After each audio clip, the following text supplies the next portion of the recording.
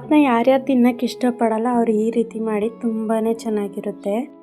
ಒಂದು ಜಾರ್ ತಗೊಂಡು ಅದಕ್ಕೆ ಶುಂಠಿ, ಬೆಳ್ಳುಳ್ಳಿ, ಹಸಿಮೆಣ್ಸಿಕಾಯಿ ಎಲ್ಲನೂ ನೀರು ಹಾಕ್ತಾನೆ ಹಂಗೆ ಪೇಸ್ಟ್ ಮಾಡ್ಕೊಳ್ಳಿ. ಒಂದು ಕುಕ್ಕರ್ ಇಟ್ಕೊಂಡು ಸ್ವಲ್ಪ ಎಣ್ಣೆ ಹಾಕಿ ಲವಂಗ, ಏಲಕ್ಕಿ, ಮರಾಠಿ ಮೊಗ್ಗು ಹಾಕಿ ಸ್ವಲ್ಪ ಫ್ರೈ ಆದಮೇಲೆ ಈರುಳ್ಳಿ ಹಾಕಿ ಅದು ಗೋಲ್ಡನ್ ಬ್ರೌನ್ ಬರೋ ತನಕ ಚೆನ್ನಾಗಿ ಹುರ್ಕೊಂಡು ಕರ್ಬೇವಿನ ಸೊಪ್ಪು ಹಾಕ್ಕೊಂಡು ಅದನ್ನು ಕೂಡ ಹುರ್ಕೊಂಡು ಒಂದು 4ರಿಂದ 5 ಟೊಮೊಟೊ ಹಾಕ್ಕೊಂಡು ಚೆನ್ನಾಗಿ ಹುರ್ಕೊಳ್ಳಿ. ಅದು ಹುರಿದಿದ್ದಾದಮೇಲೆ ಸ್ವಲ್ಪ ಎಣ್ಣೆ ಬಿಟ್ಟಂಗೆ ಆದಮೇಲೆ ಅದಕ್ಕೆ ಮಾಡಿಟ್ಕೊಂಡಿರೋಂಥ ಪೇಸ್ಟ್ನ ಹಾಕಿ ಚೆನ್ನಾಗಿ ಅದು ಹಸಿ ವಾಸನೆ ಹೋಗೋ ತನಕ ಹುರ್ಕೋಬೇಕು.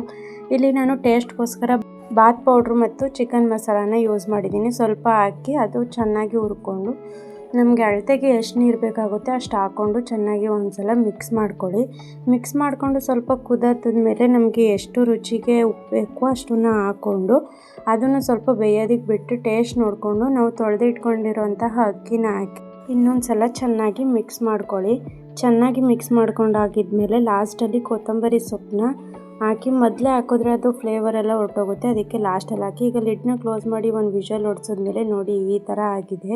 ಕೆಲವರು ಚಟ್ನಿ ಮತ್ತು ಮೊಸರು ಇಲ್ಲದೆ ಇದ್ದರೆ ಬಾತನ್ನ ತಿನ್ನೋದೇ ಇಲ್ಲ, ಅವ್ರಿಗೆ ಈ ರೀತಿ ಮಾಡಿಕೊಡಿ, ತುಂಬಾ ಟೇಸ್ಟಾಗಿ ಬರುತ್ತೆ.